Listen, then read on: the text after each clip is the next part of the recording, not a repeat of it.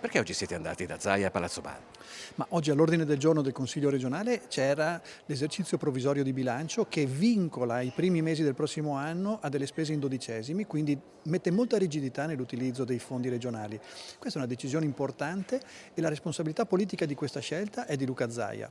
Discuterlo in Consiglio ci sembrava la cosa più logica e più rispettosa dei cittadini del Veneto. Non averlo visto in aula per noi è stata una sorpresa. Non sono soddisfatti delle risposte ricevute i consiglieri regionali di opposizione che per esortare la partecipazione del presidente Zaia all'ultima seduta del Consiglio regionale, quella che mette in esercizio di bilancio provvisorio il Veneto limitandone le capacità di spesa per i prossimi mesi, hanno deciso di andarlo letteralmente a prendere a Palazzo Balbi. Mentre noi siamo in aula a discutere i provvedimenti che impattano direttamente sulla vita delle venete e dei veneti, lui convoca la conferenza stampa a Palazzo Balbi, argomento vari ed eventuali. Oggi toccava ai palazzetti del ghiaccio, dell'hockey e di altri sport invernali, può esserci anche la sagra di paese, può esserci anche una discussione libera con i giornali, che è tutto legittimo, ma il fatto che lui per 5 anni lo abbia fatto scientificamente e contemporaneo al Consiglio regionale è davvero una mancanza di rispetto non dei consiglieri di minoranza, ma del Consiglio regionale tutto. Nel corso del raid a Palazzo Balbi e dell'animato scambio di battute che ne è seguito, i consiglieri di opposizione hanno ripetutamente invitato Zaia a salire in motoscafo con loro per andare in Consiglio regionale. Con l'invito che ha ricevuto a unirsi ai consiglieri e andare in Consiglio regionale, perché ha risposto no?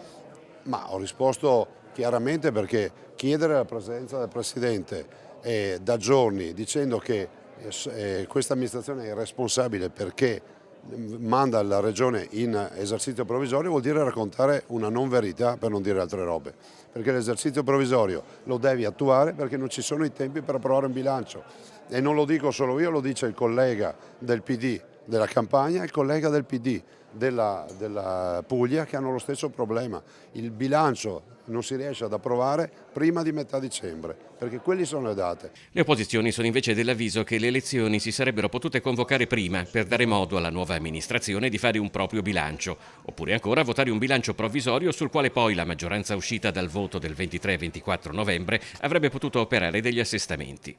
In ogni caso per le opposizioni si tratta di una scelta politica che andava discussa e motivata in aula, dove però, dicono, in questi anni Zaia si è visto poco.